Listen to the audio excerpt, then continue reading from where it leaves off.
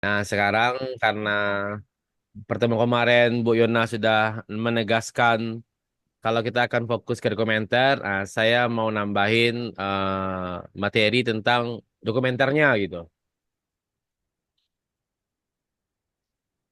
Oke, boleh ya Bu Yona? Ya, silakan Pak Vito. Oke, coba saya share screen.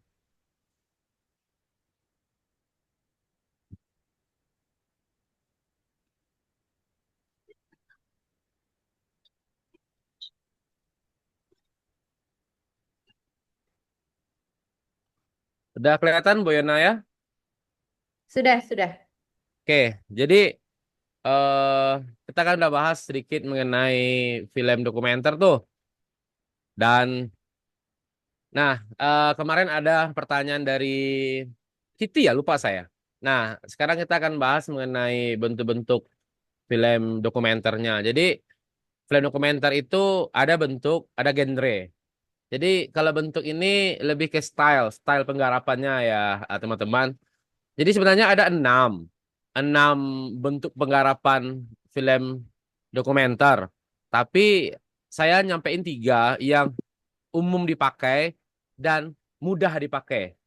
Karena nanti akan ada eksperimental dan sebagainya yang tentu sineas tentu lebih rumit untuk memproduksi hal tersebut.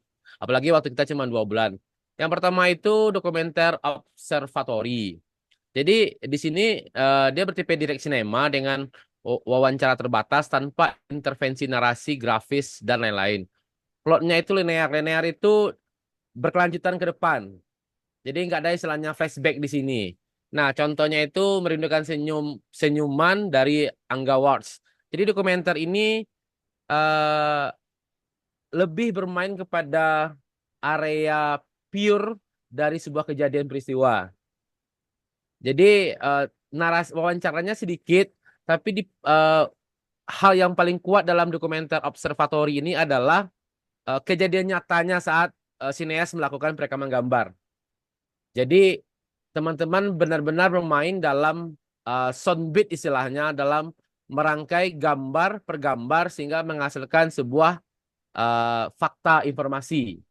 Jadi observatory ini secara sinematografi itu tidak mengindahkan sinematografi karena mereka uh, sineas-sineas di observatory ini benar-benar ingin mengungkap atau mendapatkan gambar real dalam sebuah kejadian peristiwa. Nah, di sini teman-teman nanti bisa melihat contoh dari observatory seperti yang saya tuliskan di sini, merindukan senyumanmu dulu. Ini terkait dengan after COVID.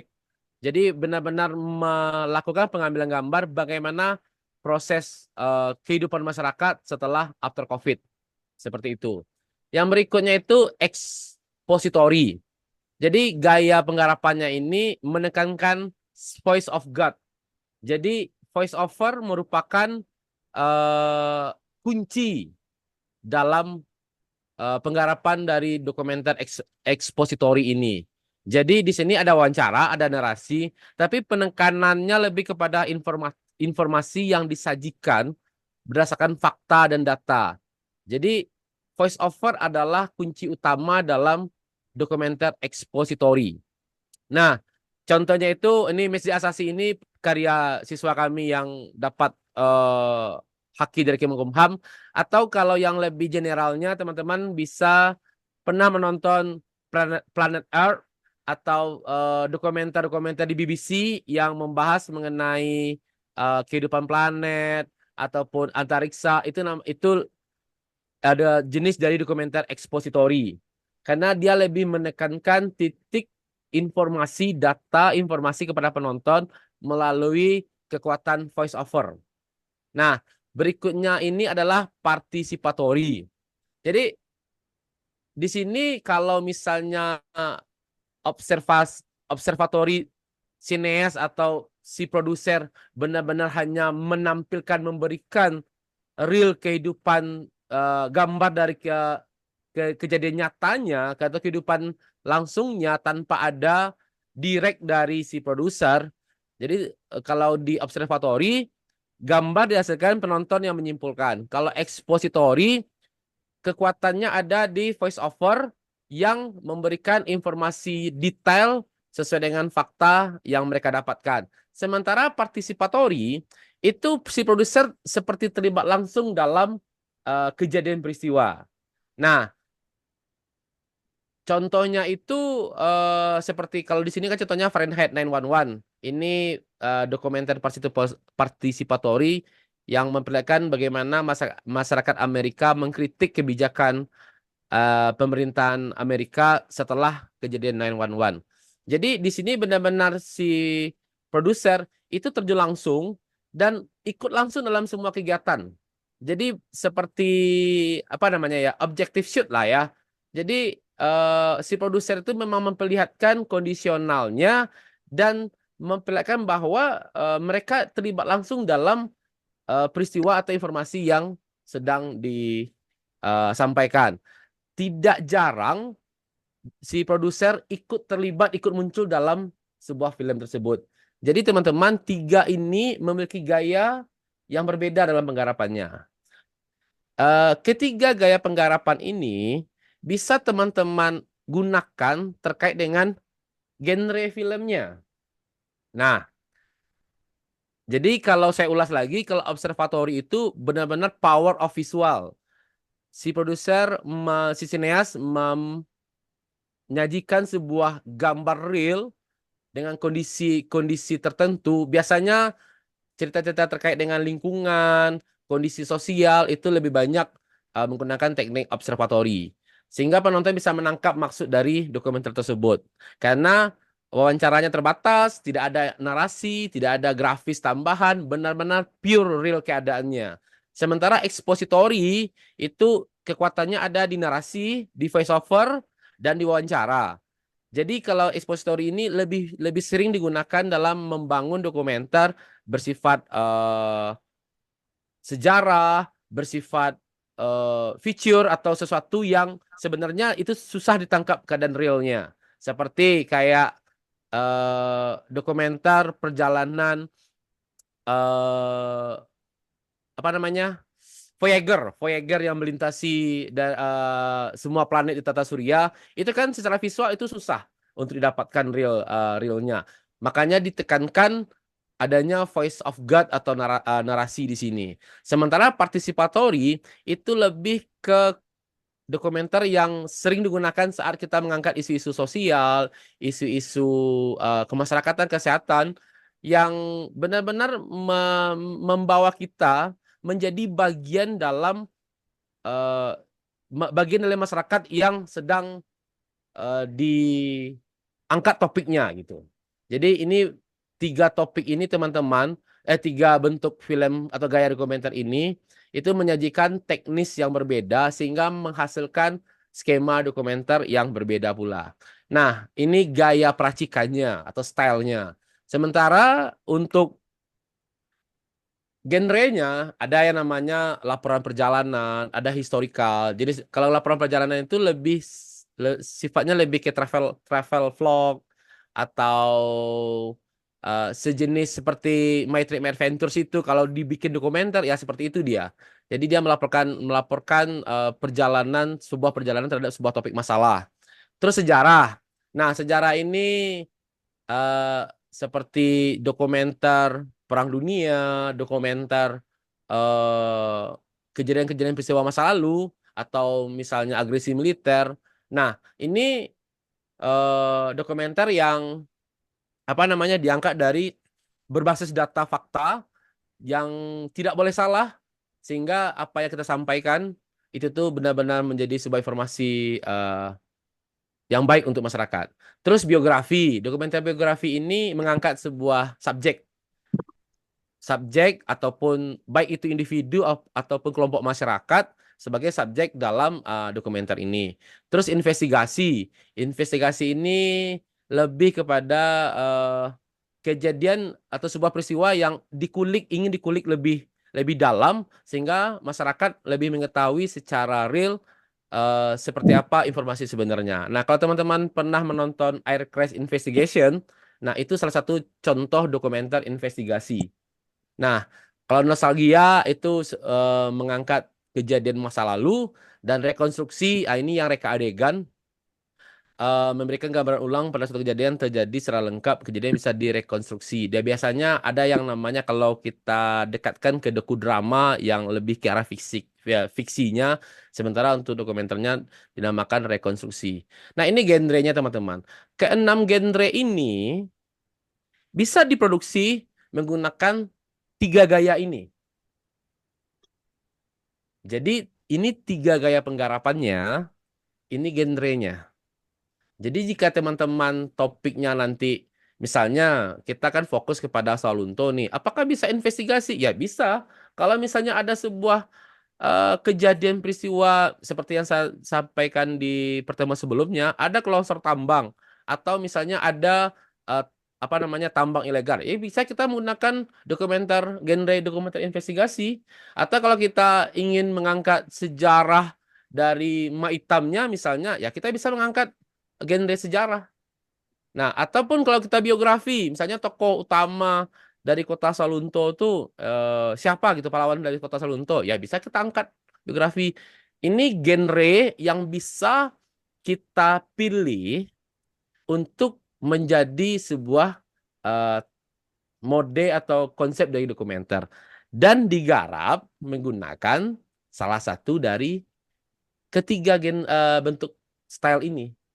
Jadi teman-teman boleh memilih style observatory, style expository, style participatory.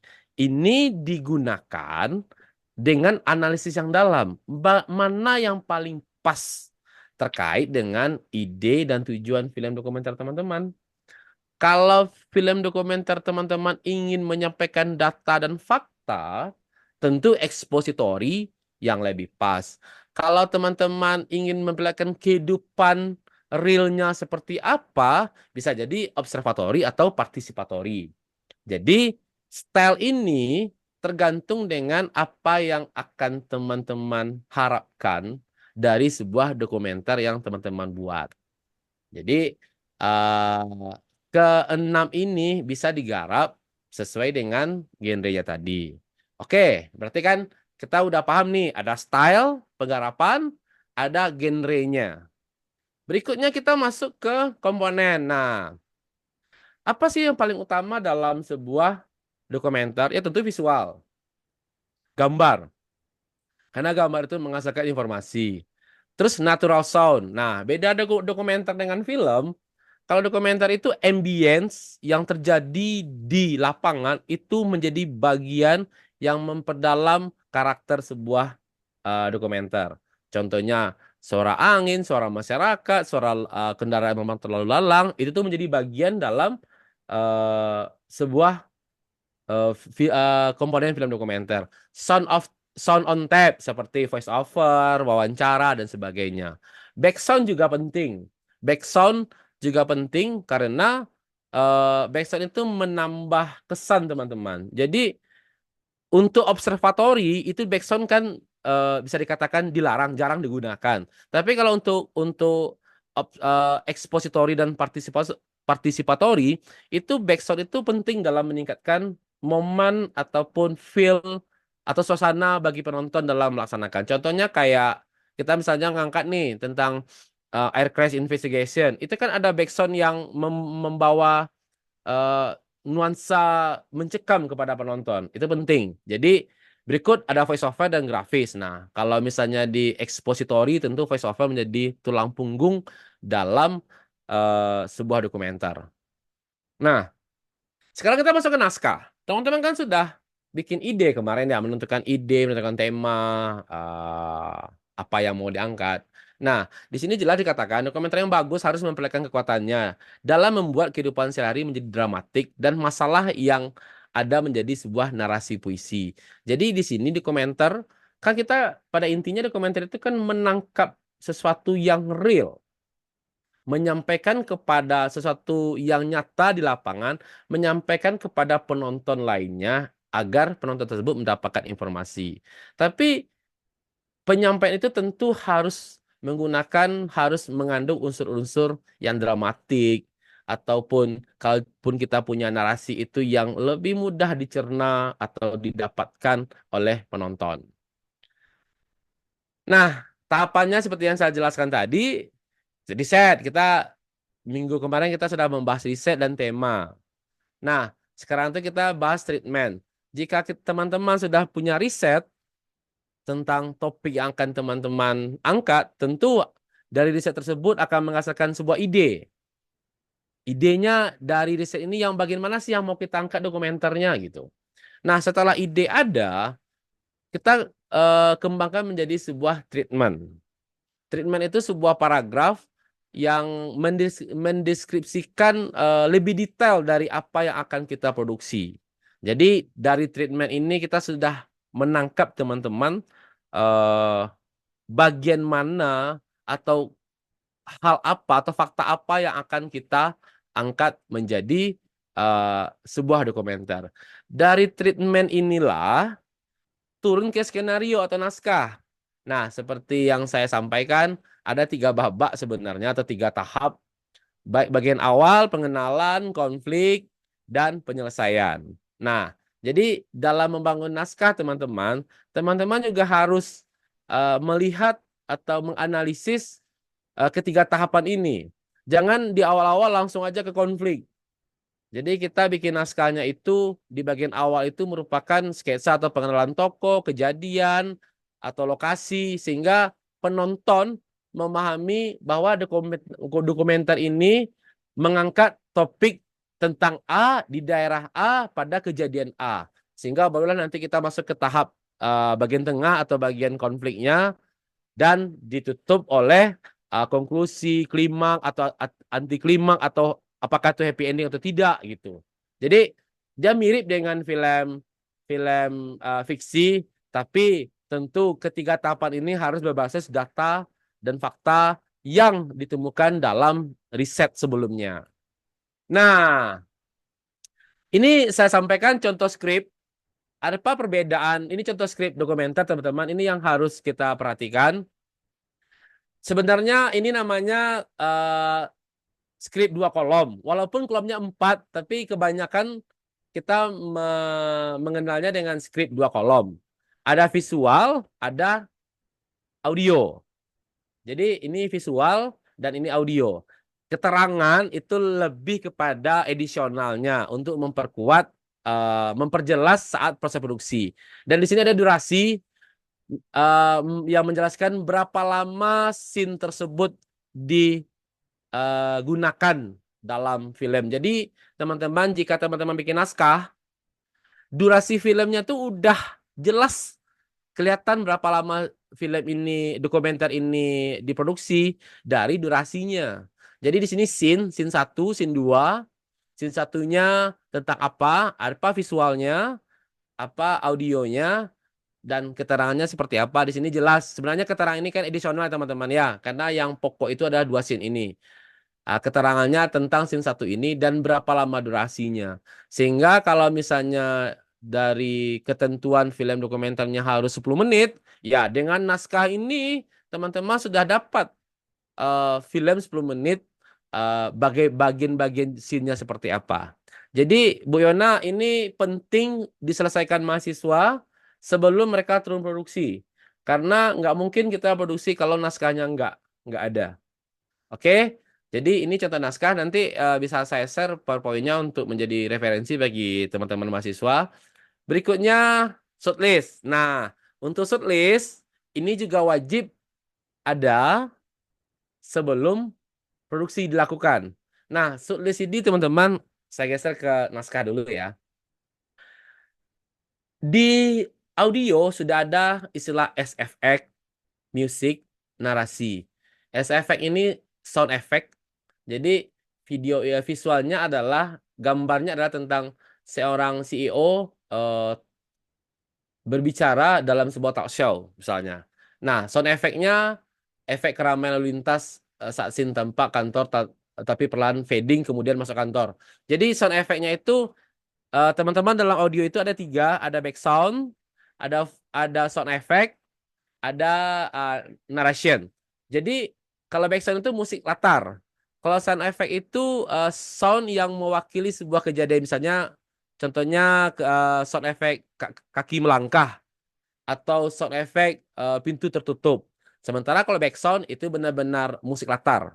Sementara dan berikutnya adalah narasi. Narasi itu adalah voice over yang mewakili atau yang sebuah voice over yang menyampaikan informasi pada scene pertama ini.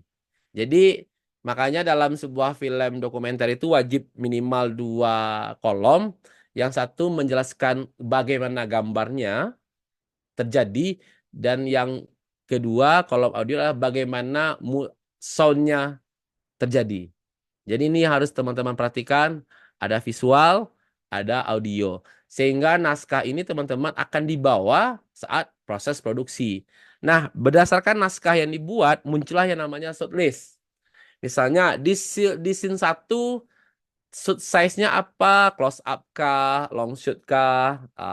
Still shoot kah? Medium kah? Berapa lama? Lokasinya di mana? Dan apa subjeknya? Sehingga teman-teman saat proses produksi, itu tidak ada lagi yang istilahnya bagus kayak gini, bagus kayak A, bagus kayak B, bagus kayak C. Enggak.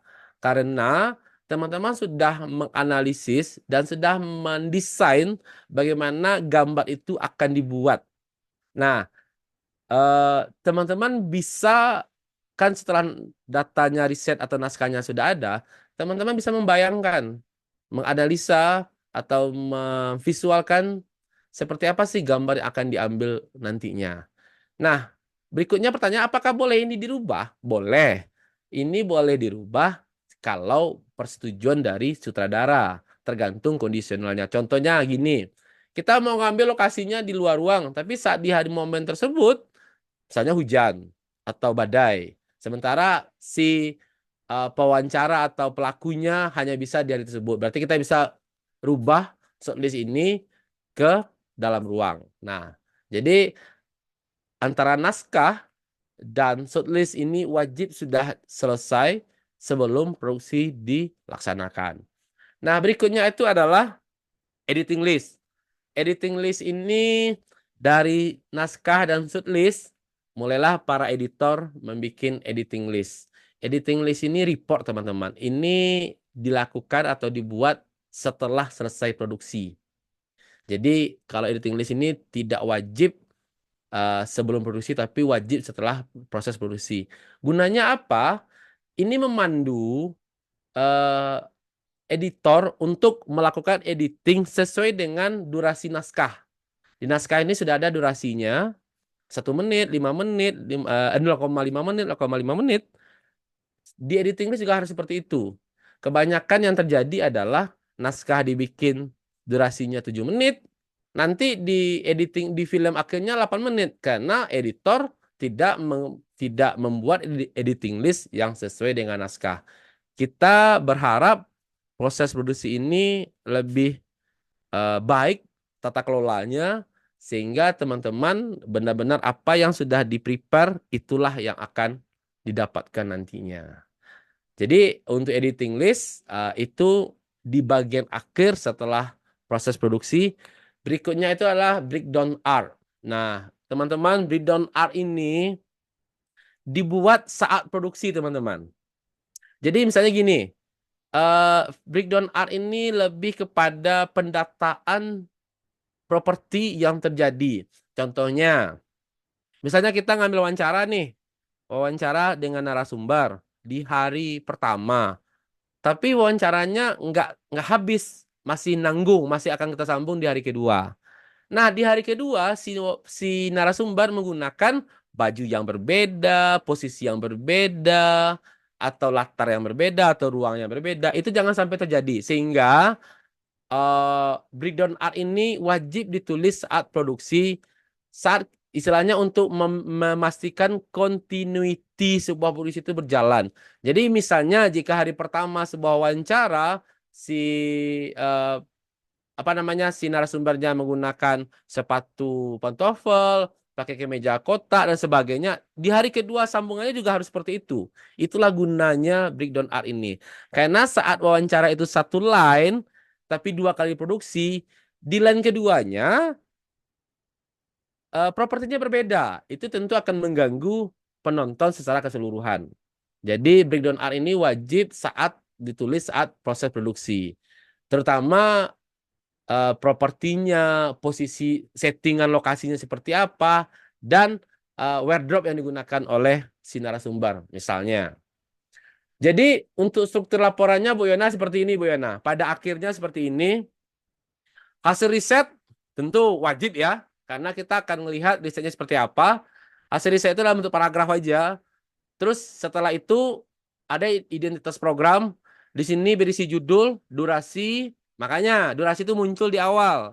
Karena teman-teman sudah menghitung di naskah berapa durasinya, genrenya apa, apakah apa namanya investigasi, sejarah, laporan perjalanan atau apa. Terus target penontonnya, biasanya target penontonnya ini semua umur biasanya, kecuali teman-teman mengangkat topik-topik yang apa namanya lebih sensitif. Jadi tentu target penontonnya harus disesuaikan. Berikutnya ada ide pokok dalam bentuk kalimat pokok, biasanya dalam satu atau dua kalimat saja ide pokok ini. Treatment dalam bentuk paragraf per segmen. Nah, ini saya jelaskan. Treatment ini teman-teman kan bikin naskah tuh per scene ini, per segmen atau scene.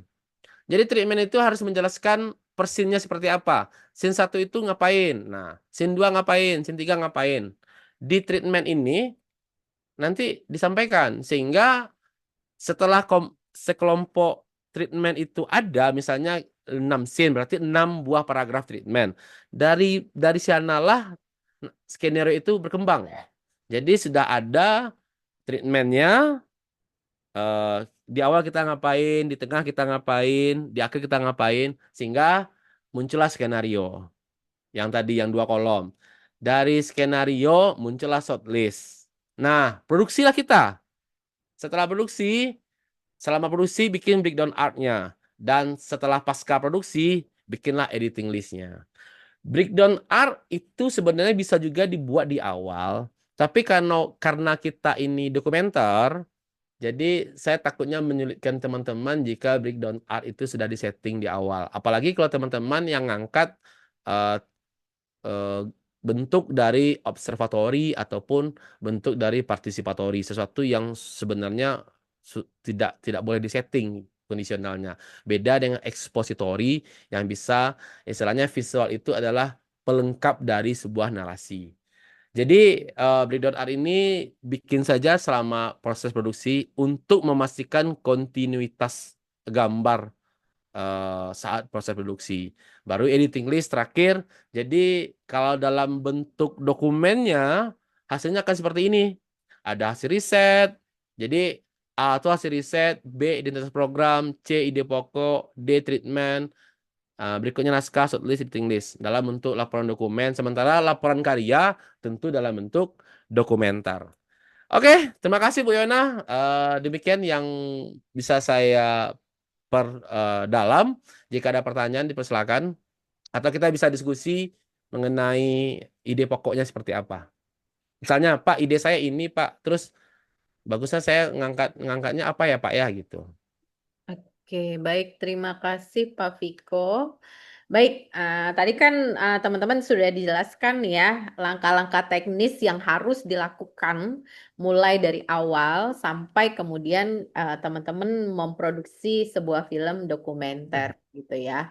Nah, minggu lalu kan kita ada tugas masing-masing dari kelompok sudah punya ide ya Pak Viko ya. Iya. Nah, oke, baik. Siapa yang duluan? Silakan. Jadi biar kita breakdown nih, ini idenya ini kira-kira nanti eksekusinya seperti apa, genre-nya bagaimana gitu ya Pak Viko ya. Bagus. Iya, benar.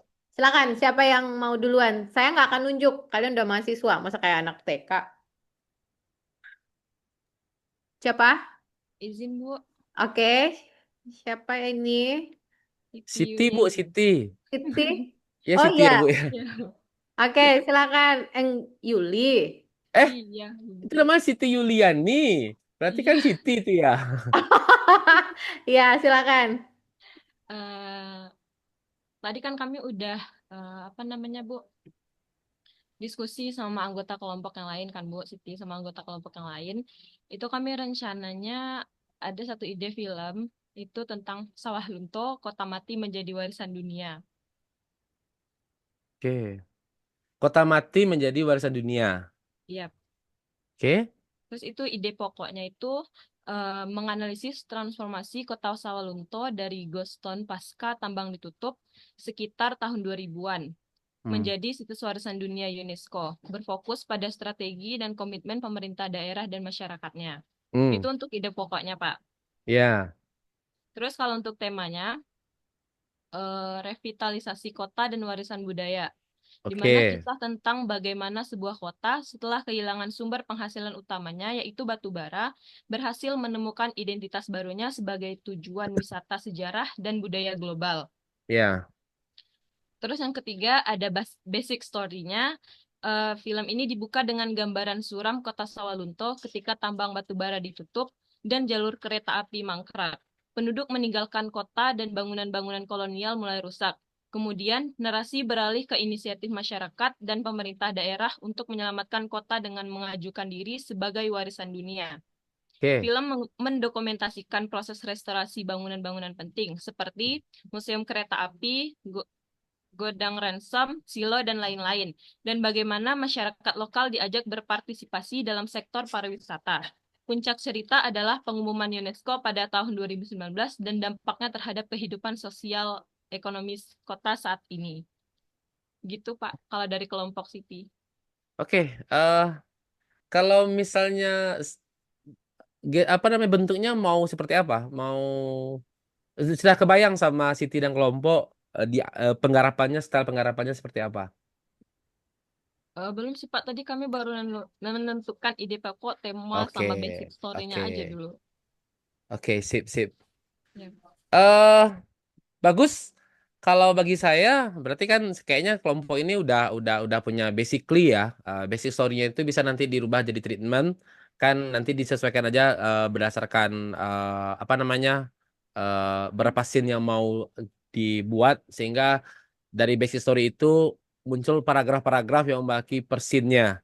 Ya Siti ya. Nah, di sini kalau saya sarankan kita dari bentuk bentuk film film dokumenter itu kan ada tiga tuh, observatory, expository, dan participatory. Kalau misalnya kelompok Siti ingin menekankan progres, progres ya, menekankan progres perubahan wajah kota Sawalunto dari awalnya ber, berapa nama berdasarkan tambang sekarang berubah menjadi eh, pariwisata yang pada akhirnya mendapatkan warisan UNESCO. Berarti kan itu keberhasilan ya, Siti ya, menekankan progres keberhasilan pemerintah dan masyarakat. Expository bisa menjadi bentuk gaya yang bisa kita tangkap jika ingin menekankan progres keberhasilan tersebut. Berarti kan ada sebuah data-data atau segmen-segmen yang sudah diperjuangkan oleh masyarakat Sawalunto dan pemerintahannya sehingga mereka bertransformasi menjadi dari kota tambang menjadi kota wisata yang mendapatkan penghargaan UNESCO. Itu plan A-nya bisa seperti itu. Atau bisa juga dengan partisipatory. Kalau partisipatory kita lebih ikut. Kita berarti kan kita kalau partisipatory kita bisa melihat dari sudut pandang pejabatnya atau dari sudut pandang pemerintah masyarakatnya. Contohnya, kalau partisipator itu kan kita sebagai sinias terbawa langsung dalam sebuah progres kebijakan. Jadi nanti eh, gayanya itu adalah bagaimana si sinias menyampaikan sebagai agen dari pemerintah itu memperlihatkan kebijakan-kebijakan pemerintah, program-program pemerintah yang dilakukan selama ini atau saat sekarang yang mendukung kepada pencapaian tersebut atau dari kacamata masyarakatnya. Jadi kan kesuksesan sebuah daerah itu kan tidak hanya tergantung kepada kebijakan pemerintah, tapi juga daya dorong dari masyarakat gitu kan. Jadi Siti juga dengan kelompok juga bisa menjadi bagian dari masyarakat. Bagaimana masyarakat ikut membangun, mensukseskan program pemerintah dan membangun kota Sawalunto dengan berbagai kegiatan dan interaksi mereka di masyarakat menjadi sebuah kota warisan dunia. Jadi film ide Siti ini bisa diproduksi dengan dua style, ekspositori jika ingin menampilkan apa namanya step by step ke perubahan transformasi tersebut menjadi sebuah data yang apa namanya voice over adalah sebagai power dalam penyampaian progres tersebut atau bergaya partisipatori dengan ikut menjadi bagian dari istilahnya kalau kalau partisipatori ini Siti kita tuh seperti lalat. Sineas itu seperti lalat yang kalau kita dari segmen pemerintah kita tuh seperti lalat yang mengiringi konsep atau program kebijakan pemerintah terus. Jadi dengan film ini masyarakat tahu oh ternyata Salunto berubah dari kota tambang menjadi kota warisan dunia ini tidak hanya kebetulan tapi ada segmen-segmen yang apa step by step kebijakan yang sudah dilakukan mereka dan kita seperti CCTV-nya lah memperlihatkan kepada masyarakat progres dari performa pemerintah Salunto atau dari segi masyarakatnya juga bisa. Jadi itu boleh dipilih tapi memang tergantung apa namanya kemampuan dan bukan kemampuan sih tergantung dari apa yang mau Siti sampaikan. Karena tadi kan narasinya kan keberhasilan ya. Keberhasilan karena endingnya adalah bagaimana Kota Salunto mendapatkan sebuah penghargaan dari UNESCO. Ya kan? Nah, berarti kan istilahnya happy ending tuh endingnya. Nah, berarti kan kita menjadi bagian dalam memberikan informasi bahwa ini prosesnya tidak sebentar dan ini prosesnya lama dan ini loh yang dilakukan oleh Salunto baik pemerintah maupun masyarakatnya dalam mencapai hal tersebut. Seperti itu, Siti.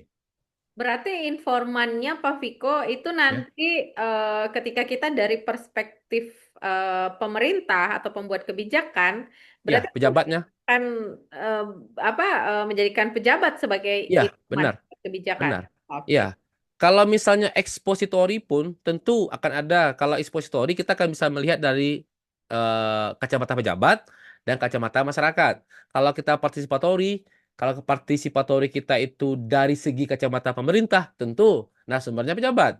Kalau dari kacamata masyarakat, istilahnya kalau kita nyamuknya nyamuk masyarakat, tentu kita akan banyak di masyarakatnya.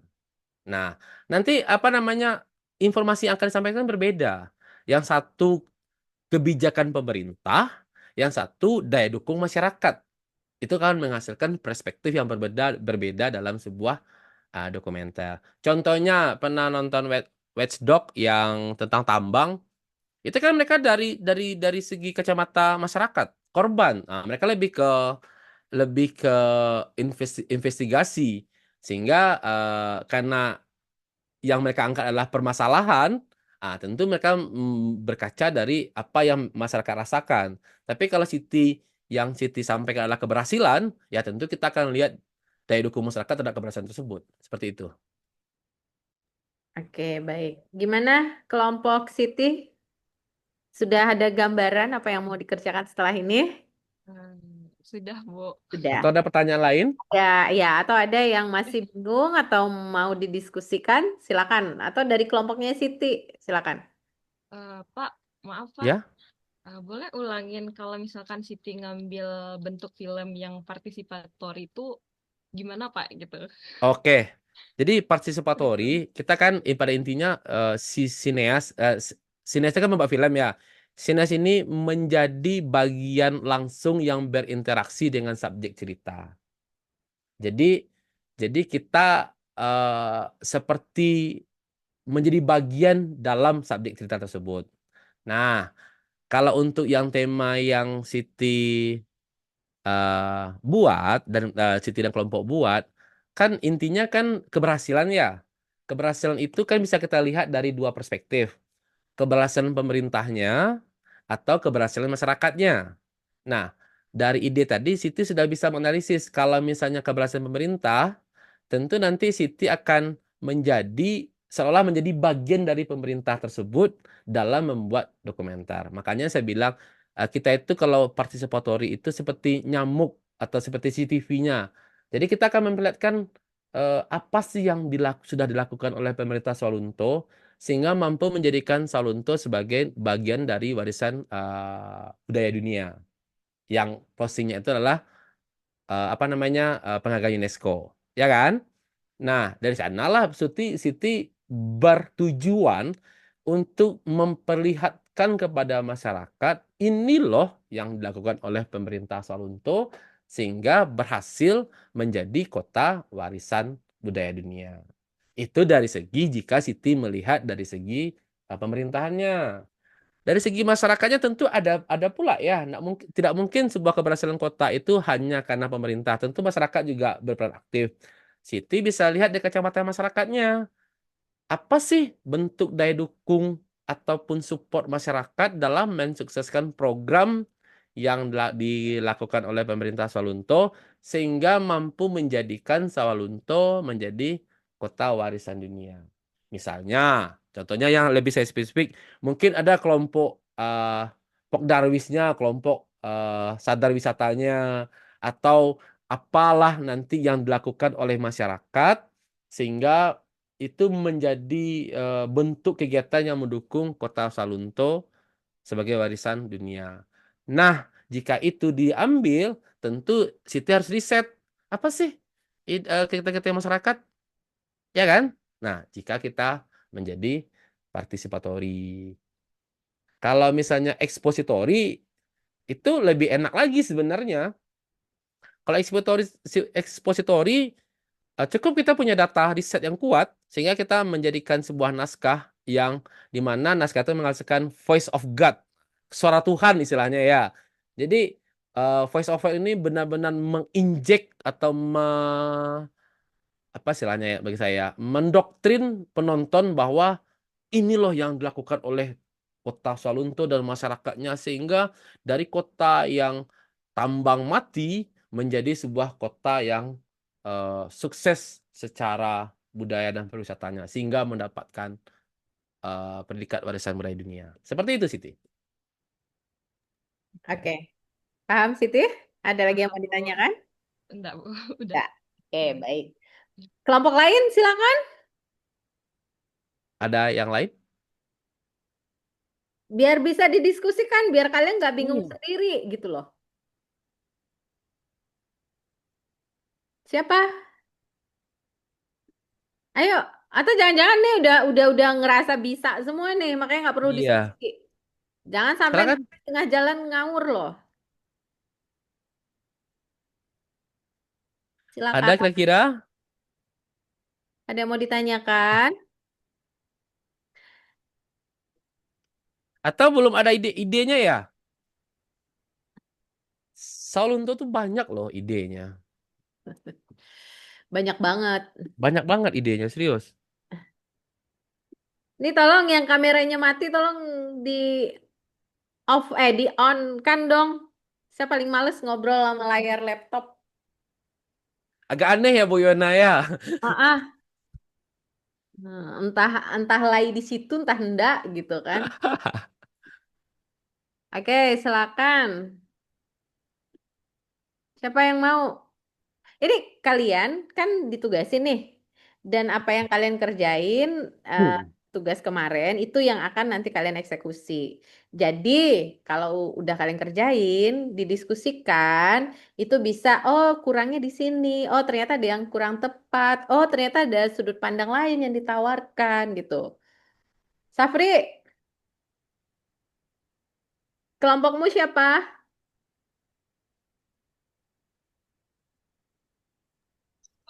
Eh, Siapa? Bu, Kelompoknya siapa aja? ada Septia, ada Ana, ada Wawa, terus ada Fatia, sama ada Kak Diva, Kak Diva sama Suci, Bu. Udah kelar? Kami udah selesai, Bu, tapi ini masih mau nanya masih agak ragu dikit, Bu. Ya, tanya dong kalau masih ragu. Mana, entah itu Sapri yang ngomong atau perwakilan kelompoknya, silakan. Oke, izin Bapak Ibu, kami itu mengambil untuk ide pokoknya itu Museum Kereta Api Sawalunto menggambarkan sejarah kejayaan transportasi kereta api batubara di Sumatera Barat, terutama pelayanannya dalam bentuk identitas kota tambang Sawalunto, Bu. museum ini tidak hanya menampilkan koleksi benda bersejarah, tetapi juga menjadi simbol informasi ekonomi, sosial, dan budaya masyarakat dari masa kolonial hingga saat ini. Kalau untuk tema utamanya itu jejak rel di tanah tambang dari batu bara ke warisan budaya. Hmm. Terus eh,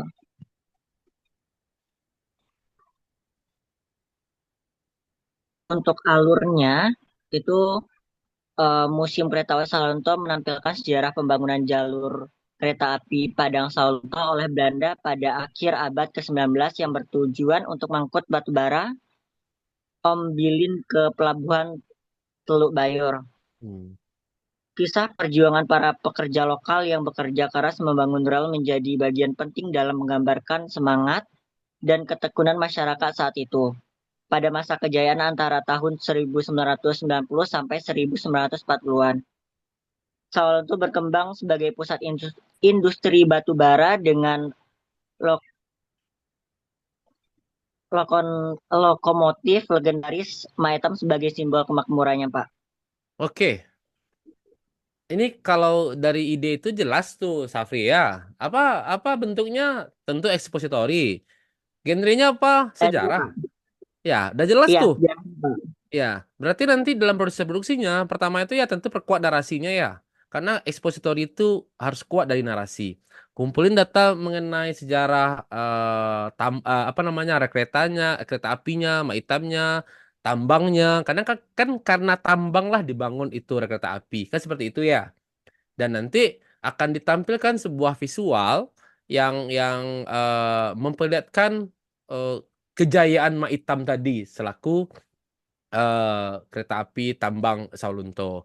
Nah, permasalahannya adalah, Pak, bagaimana mendapatkan gambar-gambar yang sebenarnya itu tidak mungkin kami produksi saat ini. Contohnya, kalau kalau kereta hitamnya masih ada, tapi kalau misalnya proses tambangnya tentu, nah teman-teman boleh ngambil footage. Footage dari mana? Footage itu ambillah carilah dari dokumen-dokumen resmi pemerintah, contohnya arsip arsip sejarah ataupun dari arsip Kota Salunto. Kalau misalnya tidak ada, barulah dari konten-konten yang ada di YouTube ataupun di mana gitu kan. Jadi untuk mendapatkan eh, footage-footage tersebut, yang pertama itu cari dari situs-situs resmi. Baik itu situs sejarah Republik Indonesia ataupun dari situs sejarah Kota Solunto. Nah, di sini eh, si Safari dengan teman-teman harus jelas fokusnya ya. Karena ini ekspositori, tentu yang akan menjadi dewanya adalah voice overnya. Bikinlah narasi yang bagus, yang komplit. Cari juga voice over yang bagus. Karena power dari ekspositori itu adalah kemampuan selain dari teksnya atau narasinya juga kemampuan dari naratornya. Sehingga seperti iklan Aks, pertama kali dengar itu orang udah jatuh hati, ya udah orang kan enak nikmatin film tersebut sampai habis. Apalagi ditambah dengan visual-visual yang sesuai. Ya kan? Kalau mak hitam bisa jadi mak hitam sekarang, mak hitam yang masa lalu yang ditampilkan berdasarkan footage tadi. Jadi dari idenya jelas tuh bentuknya itu ekspositori, genrenya itu sejarah. Karena kita mengangkat kejadian dari masa lalu. Oke, Safari, Pak izin tanya lagi, Pak. boleh. Di situ kami masukin kayak wawancara gitu, mah, Pak. Jadi tokoh yang harus diwawancari siapa, Pak? Nah, kalau misalnya tokoh ini kan kita angkat sejarah ya. Iya, Dan Pak. ini kita bagilah ya. Pertama kita angkat sejarah dan kita ngangkat kereta apinya. Tentu tokohnya person atau ahli sejarah Salunto yang mengenal Maitam zaman lalu atau tambang zaman lalu, masa lampau gitu.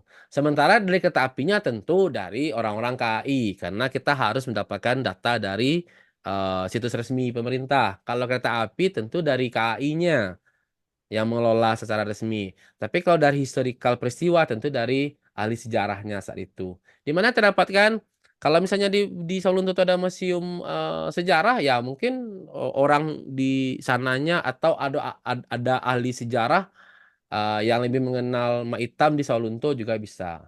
Nah, satu lagi teman-teman, kalau untuk ekspositori, selain narasi, wawancara itu penting. Kalau saya punya standar nih, dalam satu topik minimal kita harus mendapatkan 3 narasumber.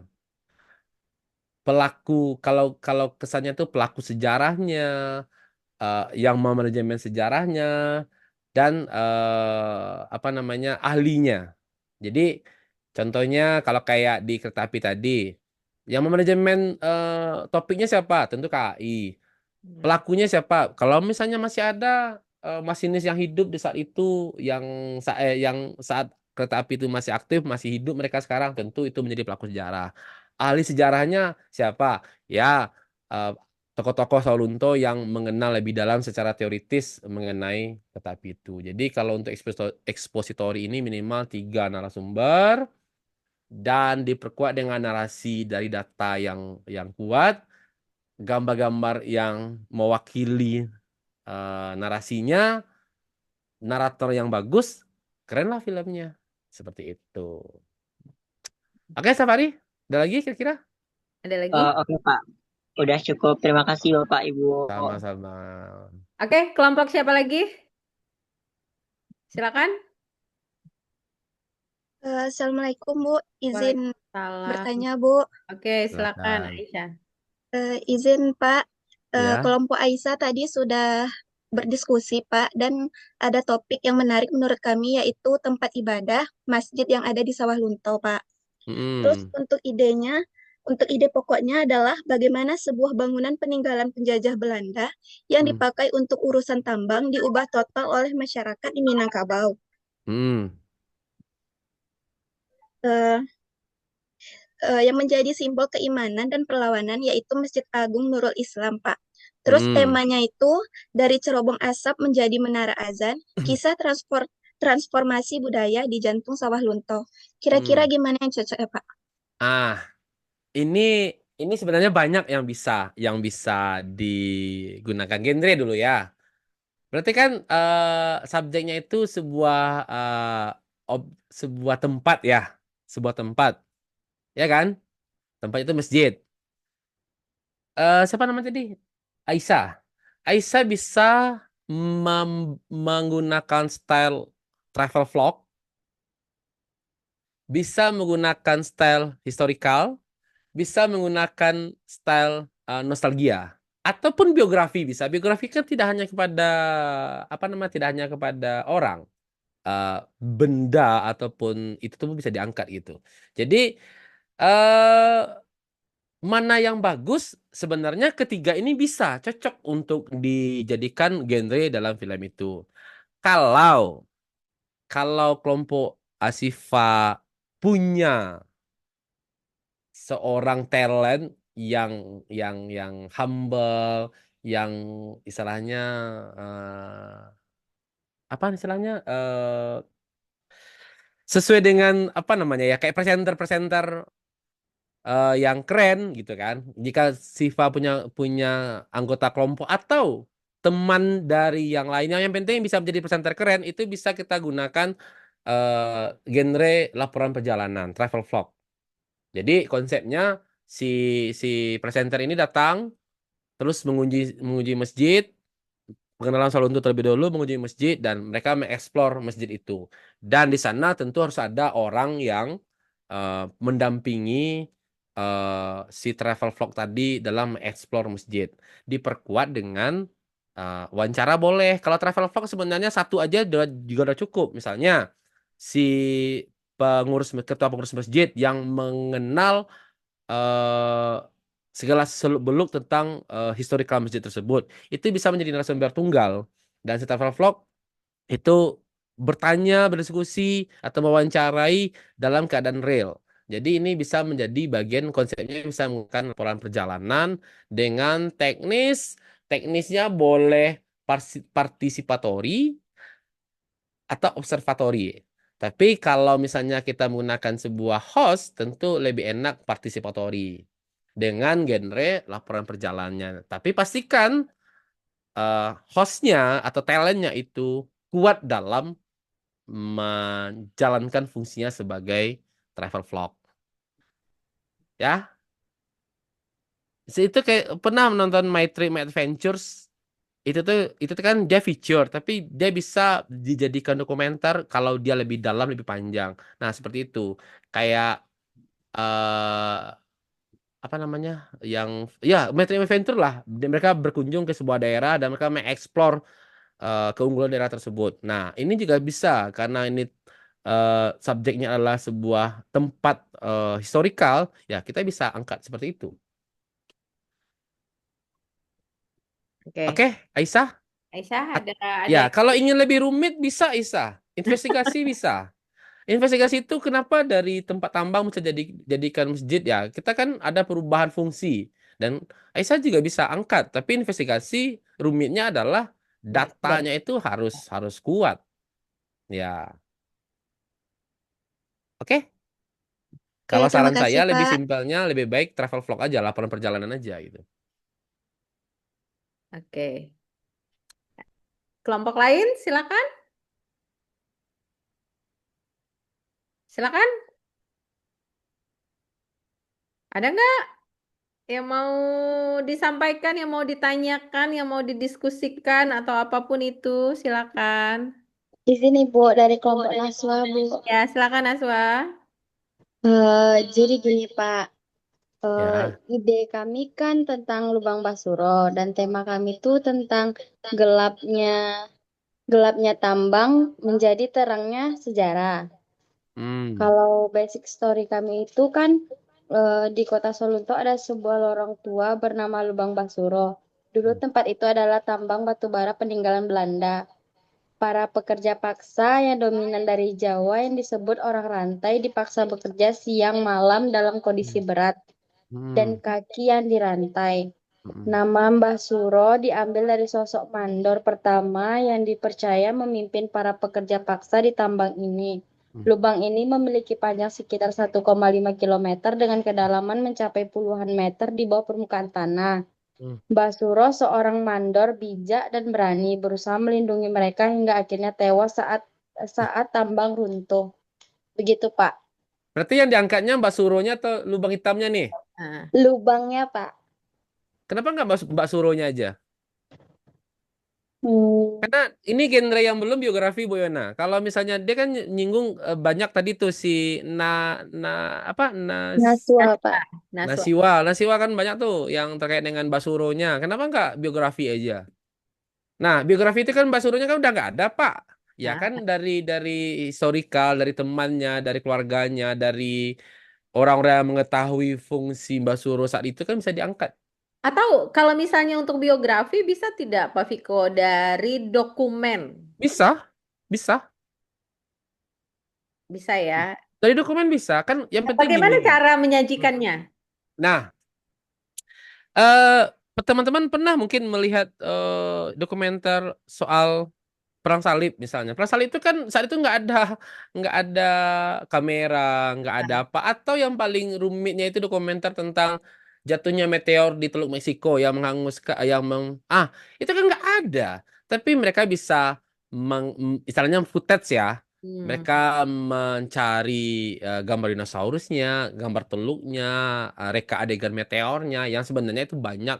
Kayak gambar tambang, ada nggak gambar tambang? Banyak. Kalau misalnya gambar tambang di dalam tambang, itu kan kita nggak tahu kalau tambang itu di Salunto atau di Meksiko atau di Arizona ataupun di UK. Tapi kan kita mewakili. Jadi visualnya itu bisa sebagai fungsi mewakili narasinya. Nah, karena ini tadi Mbak Suro ya, Mbak Ya. Suronya itu disebutkan beberapa kali, kenapa nggak fokus ke Basuronya sebagai biografi. Tapi kalau ke lubang hitamnya, coba investigasi karena ada kejadian bahwa lubang hitamnya runtuh dan mengakibatkan meninggalnya Basuro serta beberapa pekerja. Nah, ke investigasi bagusnya, tapi investigasi tentu lebih rumit. Karena saya pernah mencoba membuat dokumenter tentang kecelakaan kereta api di Padang Panjang tahun berapa ya? Lupa saya, 1908 berapa. Nah, itu memang sebenarnya saat kita punya data itu enak. Karena footage-nya bisa kita ambil dari bekas kejadian peristiwa atau beberapa footage yang mewakili peristiwa. Jadi gampang Nasiwa.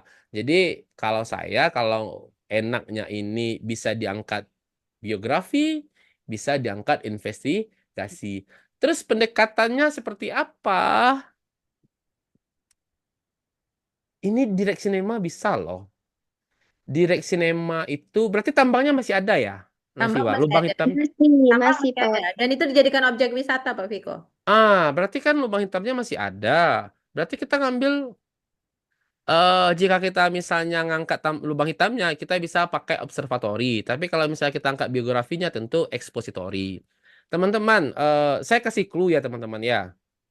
Secara konsep itu tuh ekspositori itu lebih enak dibuat. Kenapa?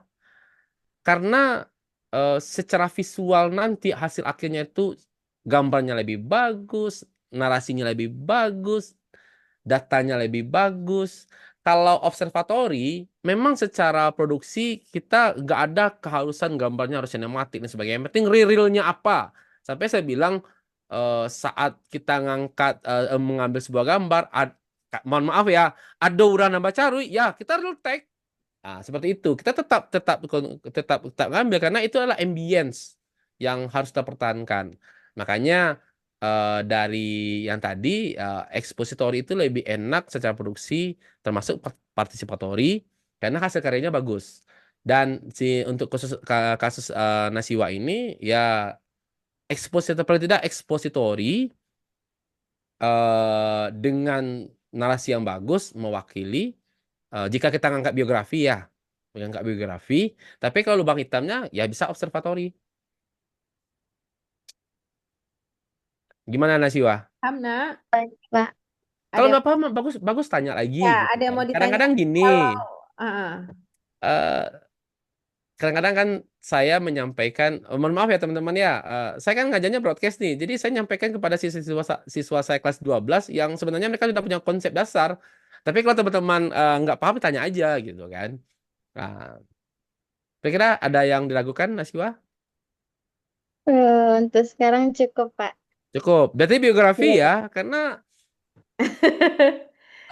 gini, kan saya nggak tahu tuh, apa nama Mbah Suro Mbak ya? Suro, Mbak Suro. Iya, Mbah Ya. Suro. betul. Ada nggak teman-teman yang tahu soal Mbah Suro?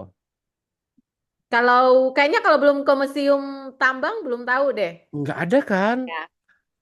Bayangkan Nasiwa membuat sebuah dokumenter biografi dan memberi pengetahuan baru kepada banyak teman-temannya, termasuk saya, termasuk dosennya mungkin juga nggak tahu, atau mungkin Bu Yona udah tahu ya Mbak Suro ya. Kalau saya kan nggak tahu tuh. Jadi eh, enak loh ngangkat dokumenter ini gitu. Itu hanya sebagai support ya. Mudah-mudahan Nasiwa benar-benar membuat dokumenter biografi soal Mbak Suro. Tuh udah dikasih clue tuh. Wah. Iya. Tapi itu emang benar yang bicara mengenai Mbah Suro itu tidak banyak. Jadi kalau misalnya tidak datang ke tambang, Mm. ke museum tambang, kita nggak akan dapat cerita itu gitu loh. Gitu. Iya, apalagi dia punya intrik sebagai mandor yang ya kalau mandor zaman dulu kan tahu lah ya gimana kejamnya dan sebagainya gitu kan. Tambah lagi intrik dia meninggal karena di tambang longsor ya.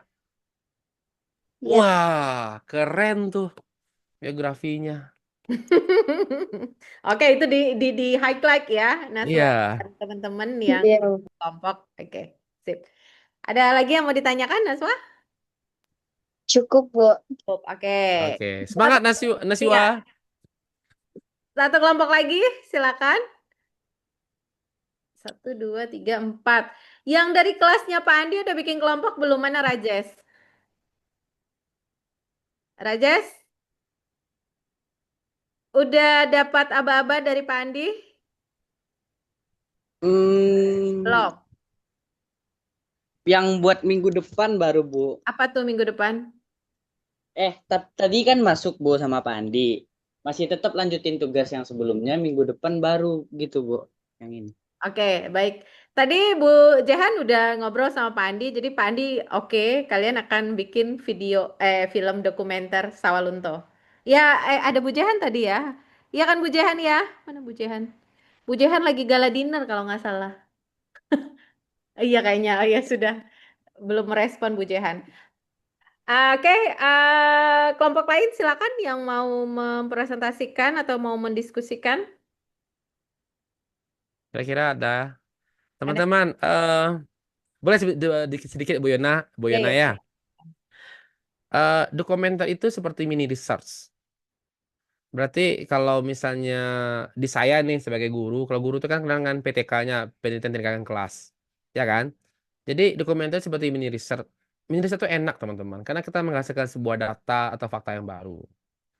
Dokumenter ini tidak ribet terkait dengan sinematiknya, proses produksinya, nggak perlu lighting yang keren, nggak perlu gambar yang estetik, nggak. Yang penting narasinya jelas, datanya bagus, dan sebagai bagian dari teman-teman kan jurusannya ilmu informasi, perpustakaan dan kearsipan ya, Bu Ya, Yona ya. betul. Ya, menjadi bagian dari tanggung jawab teman-teman untuk menghasilkan produk informasi baru kepada penonton. Bayangin aja nanti kalau kelas ini menghasilkan dokumenter, itu nanti akan ada banyak slot arsip dokumenter ya Bu Yona ya, Ah, yang akan ada di jurusan dan itu akan menjadi sumber informasi 5 atau 10 tahun yang akan datang akan menjadi sumber referensi bagi orang yang membutuhkan. Karena ini dokumenter, risetnya tuh harus benar-benar fakta. Makanya jika ada sebuah film dokumenter, itu akan bisa menjadikan referensi terhadap sebuah data yang akan ingin dicari.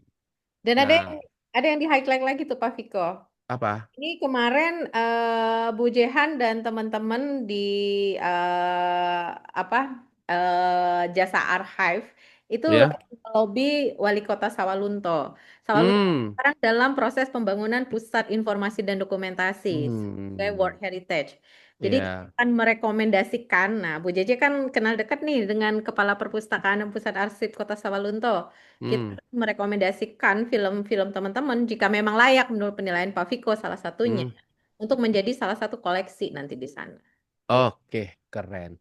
Jadi kalau seperti itu, Bu Yona, saya tambah tagihannya Bu Yona. Aduh, mereka ngamuk sama saya. Silakan Pak. Enggak, gini. Itu kan desain produksi. Satu lagi sebenarnya kalau di kita sih udah standar ya. Bikin poster film A3. Oh, Jadi bikin. jadi nanti karya teman-teman itu kalaupun tidak muncul, misalnya tidak ada di Solo, minimal di jurusan itu ada. Ya, Jadi ya, kalau ya. kalau kami itu ada apa namanya dinding dinding karya namanya Bu Yona. Jadi dipajang tuh karya-karya di bawahnya kayak di bioskop kan ada poster film tuh. Ini Ya. berusia di sini. Jadi itu kan sebuah penghargaan dan ada QR code-nya nanti kalau orang pengen nonton masih pengen nonton tinggal scan muncul ke Ya. link YouTube-nya. Jadi Oh, tambah oke. poster jadi enak. Ya, ya, Apalagi ya. ini sekolah vokasi ya. Ya, betul. Ini Kan saya sekolah tanya nih, vokasi. IPK nggak lagi di FBSS atau Oh, udah tidak. Kami sudah di sekolah vokasi, Pak Viko. Jadi di sebenarnya pustaka kita pustaka yang lama yang ya? lama ya perpustakaan. Oh iya iya iya. Karena saya kesada, lah kok sekolah vokasi ya? Pustaka mana? Ternyata pustaka sebelah Itu pasca sekarang ternyata. sudah gedung baru, udah gedung baru Iya iya iya. Sekolah Rektorat. Gitu. Mm-mm. Ya, berarti tambah satu lagi poster. Sebenarnya Poster. kalian itu sekali kerja untuk dua. Jadi Hmm. produk di kelas ini nanti akan dipakai untuk eksibisi GLAM. Jadi pas Hmm. eksibisi GLAM di bulan Mei nanti, kalian tinggal mengumpulkan aja lagi, nggak perlu bikin lagi, gitu. Ya, oke, Udah ada lagi teman-teman kira-kira bagus tanyain. Gini, kan tanyanya gratis ya Bu Yona ya nggak bayar ya. yang bayar Pak Viko nanti saya. Ya, silakan ditanyain apapun. Iya. Ah, daripada bingung sendiri coba. Terus tanya AI, ya kan? Banyak loh teman-teman biografi. Kalau kalau apa namanya? Hmm. Pahlawan Desa Lunto siapa ya? Lupa saya. Pahlawan nasional. Kalau Yamin dari mana? Iya. Iya, Pak Salunto. Iya, Ah, Lunto Yamin. kan? betul. M. Yamin, karena saya ingat nama stadionnya M. Yamin gitu, pasti Ah, ada pahlawan Salunto. Biografi dia, wah kalau M. Yamin diangkat biografi mah footage-nya banyak banget, banyak, gampang itu. gampang.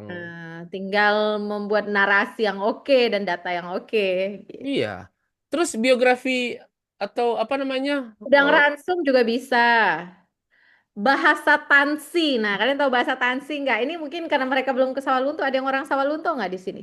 Bahasa Tansi Ada Bu, ada. Ibu, Ya, Ibu, silakan. kelompok Aura. Aura mau ngangkat itu, Bu. hmm. Apa? Mau ngangkat tentang bahasa Tansi itu, Oh Bu. ya, silakan silakan disampaikan Eh, Aura. Oke. ih, judulnya Melodi Penderitaan Simfoni Kreol di Bahasa Tansi merupakan sebuah melodi linguistik yang lahir dari penderitaan. Tujuan dari dokumenter kami ini mengeksplorasi bagaimana kebutuhan komunikasi yang mendesak di antara buruh paksa, orang rantai, di kamp kolonial Sawalunto. Justru menciptakan bahasa Kreol yang unik, merayakan resiliensi manusia dalam mengubah trauma menjadi warisan budaya, Ibu. Oke, yang diangkatnya topiknya terkait bahasa Tansinya atau gimana? Bahasa Tansinya, Pak. Itu bahasa keseharian atau gimana Bu Yona? Atau gini, bahasa Tansi itu bahasa yang digunakan khusus di momen tertentu atau bagaimana? Bahasa Tansi itu jadi apa para pekerja paksa itu kan datang hampir dari seluruh Indonesia, kebanyakan Ya, Pulau Jawa, dari timur banyak sekali. iya. Jadi ketika sampai di sana dalam pressure yang luar biasa, mereka Ah, kemudian menciptakan istilah-istilah atau bahasa oke, yang bukan bahasa Minang, yang bukan bahasa Sawalunto. Dan itu oke, kemudian Kreol itu dikenal dengan nama bahasa Tansi. oke. Berarti yang akan kita bahas bagaimana si Aura akan ngangkatnya bagaimana munculnya bahasa Tansi saat itu atau Dan bahasa bahasa Tansi. Tansi saat sekarang. Iya, Pak. Yang Ya, mana? iya, iyanya maksudnya gimana? Kan ada dua pilihan tuh. Ah, ah, ah. Mau Angkat mengangkat sejarahnya. munculnya bahasa Tansi, berarti kita ngangkatnya sejarahnya, historikalnya. Oke, berarti kan kita pakai dokumenter ekspositori terkait dengan sejarah dari bahasa Tansi.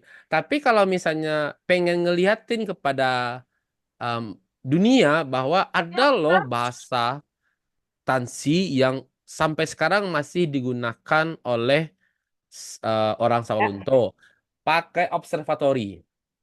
Itu pas di observatori. Jadi cukup memperlihatkan eh, visual-visual masyarakat Sawalunto berbicara bahasa Tansi, Dengan terus narator. nanti ya kan ada kelompok masyarakat yang menggunakan bahasa Tansi sebagai bagian bahasa sehari-hari, terus diperkuat dengan wawancara tanpa narasi ya. Kalau observatori nggak boleh ada narasi, nggak boleh ada voice over maksudnya, tapi benang penguatnya hanya dari wawancara.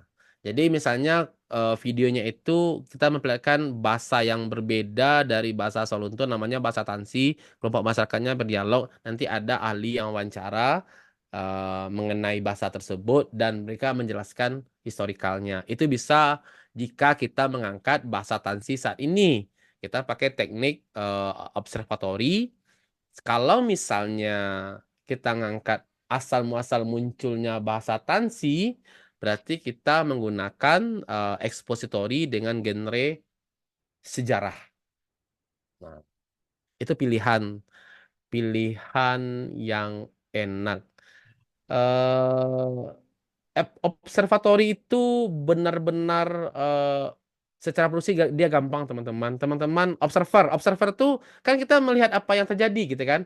Nggak ada intervensi kita, nggak ada injek kita terhadap kondisi, nggak ada pengaturan gaya kita terhadap kondisi. Benar-benar realnya seperti apa.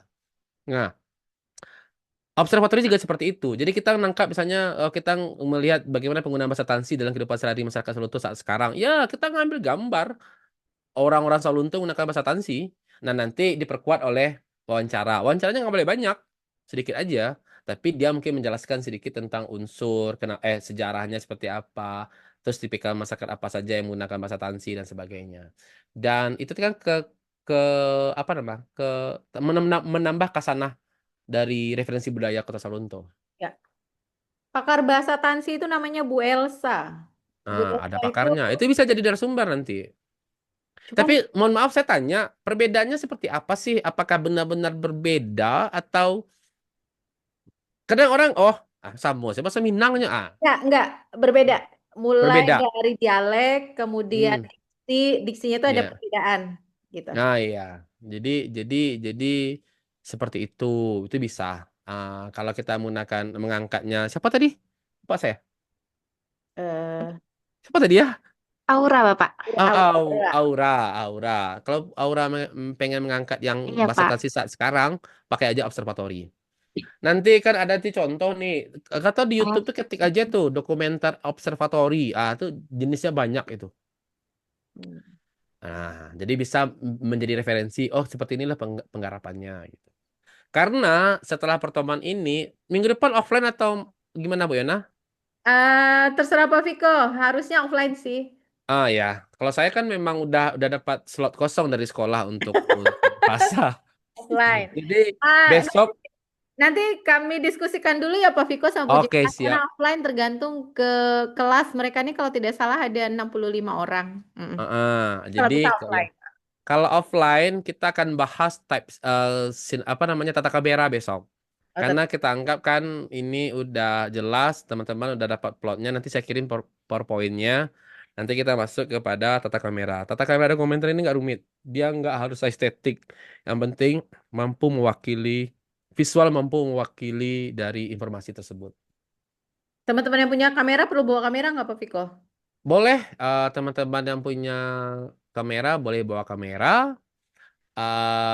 Sekarang di kita itu juga tidak mewajibkan anak-anak itu menggunakan kamera karena mobile graphy itu sudah bagus Bu Yona. Oh, Jadi dengan tapi sebenarnya gini, ini satu lagi. Teman-teman, secara visual kamera smartphone sekarang yang ya minimal yang berapa ya? Boleh saya sebut harga ya, minimal 3 juta ke atas itu sudah mulai bagus. Nggak harus iPhone sih, sudah mulai bagus hasil gambarnya. Mereka sudah always kebanyakan. Tapi yang menjadi kelemahan mobile graphy itu adalah sound. Record soundnya masih standar. Jadi teman-teman karena ini dokumenter tentu wawancara atau apa namanya wawancara voice over itu tentu harus menghasilkan sound yang jernih, ya kan? nah. Nah, kelemahan kita adalah kan tidak semua wawancara teman-teman tuh di dalam ruangan, di luar ruangan pun ada, ya kan? Kalau mau, kalau mau nih, teman-teman bisa mencari wireless mic. Kalau saya pikir sekarang udah banyak kok wireless mic Oh, keren ya. yang murah. Jadi kalau diwajibkan nanti paksaan lagi gitu kan. Harus beli lagi gitu. Ya satu kelompok harus punya wireless mic untuk produksi karena di sini di komentar itu audio itu sangat penting teman-teman. Jadi jangan teman-teman wawancara, terus si narasumber menjelaskan, muncul Mior lewat kan dengan klakson teloletnya, hilanglah tuh wawancara hasil wawancaranya, atau muncul angin kan. Jadi dengan apa namanya wireless mic budget aja yang 300-200 ribu itu sudah menghasilkan suara yang bagus kok gitu. Nggak usah Saramonic teman-teman. Kalau Saramonic itu untuk yang pro. Kalau Saramonic kan biayanya sampai jutaan tuh. Yang Bisa disewa juga kan Pak Viko ya? disewa bisa, tapi saya nggak tahu rental rental Di, penyewaan alat produksi di di Padang ada, Padang. di Padang ada. Karena kemarin Ah, aku klaim dokumentasi menyewa beberapa alat. nah kalau ada Bu Yona bagus. Sewa aja satu kelas satu sewa agak panjang 1 bulan misalnya berapa lama mereka produksi, gitu kan? Terus nih yang ekspositori yang videonya membutuhkan voice over. UNP itu ada Sigma FM namanya teman-teman. Kalau nggak Sigma FM ada yang namanya TPFM di VIP. Teman-teman bisa nanti ke sana minta bantuan rekamin voice over. Bisa kok. Nanti kalau untuk jurusan TP itu nanti bisa saya minta bantu sama Sayang Kaprokanya udah jadi ketua BPMI sekarang ya. Tapi Kadep ya namanya Bu Yona ya. Iya. Kadepnya masih nanti saya minta bantu atau ke Sigma. Yang penting gunakan jalur pertemanan terlebih dahulu. Kalau teman-teman punya kenalan di Sigma, nanti voice over itu kalau bisa memang rekamnya itu di studio yang kedap yang memiliki mic kondensor sehingga yang dihasilkan itu memang bagus bagi teman-teman yang ekspositori. Ya. Hmm. Siswa saya aja teman-teman itu ngerekamnya ke radio, salah satu radio di Padang Panjang, Bana FM namanya. Kalau di sini ada orang Padang Panjang, siswa saya aja tuh ngerekam ke sana gitu. Karena untuk mendapatkan visual yang bagus. Nah, teman-teman bisa lihat tuh Masjid Asasi di Sebegda TV itu memang visualnya dari radio diambil. Sekaligus minta bantu ngerekamin voice overnya. Biasanya orang radio tuh keren-keren, Bu Yona. Tanya, iya, iya. Iya, jadi kalau audionya udah keren, ya kita tinggal nyiapin gambarnya doang gitu. Iya. Gitu. Ya, itu di garis bawahi ya, teman-teman ya. Jadi produknya nggak asal jadi. Gak asal Jadi, jadi. bahasa Indonesia dengan logat Minang muncul tuh kan. Iya. Boleh saya contohkan Bu Yona sedikit? Boleh ya Bu Yona ya? Silakan. eh Sebentar ya teman-teman. Gimana voice over keren dari kalau jika kita memproduksi voice overnya dari radio? Mana ya, mana ya, mana ya, mana ya, mana ya. Ini Share saya screen. share screen, share screen, share. Kelihatan teman-teman? Kelihatan. Nah, ini expository teman-teman, historical. Suaranya. Suaranya. Suaranya udah ya? Suaranya kedenger nggak? Dengar nggak? Enggak. Bu. Kok enggak ya?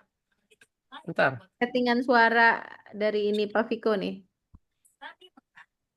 Masyarakat di daerah ini memadukan antara unsur agama, Kedengaran tapi kecil banget, Pak. Kecil banget ya? Iya. kehadiran masjid pun tidak bisa lepas dari budaya Oh, Minangkabau. bisa masih kedenger. Nah. Padang Panjang, masjid selain difungsikan sebagai tempat ibadah, juga menjadi tempat untuk belajar kebudayaan dan adat istiadat.